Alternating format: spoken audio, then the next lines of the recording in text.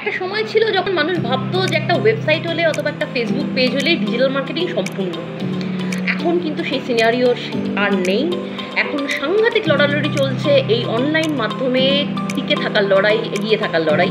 তো তার জন্য কিন্তু প্রতিটা ক্ষেত্রে প্রপার কিওয়ার্ডস ইউজ করে সার্চ ইঞ্জিন অপটিমাইজড কন্টেন্ট ওয়েবসাইটে এবং সোশ্যাল মিডিয়াতে প্রতি মুহূর্তে আপলোড করা এবং অনলাইন ভিজিবিলিটি বাড়ানোর জন্য নিজেকে সারাক্ষণ অনলাইনে প্রেজেন্স থাকাটা খুব জরুরি।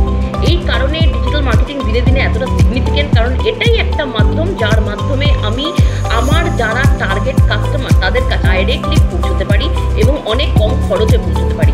তো এসইও শিখে ফ্রিল্যান্সিং কাজ করার জন্য অথবা চাকরি করার জন্য একটা খুব ভালো মাধ্যম। তো মাস্টার ক্লাসে জয়েন করো, মধুসূদনা ম্যামের মাস্টার ক্লাসে জয়েন করো এবং এসইওর খুঁটিনাটিগুলো শিখে নাও।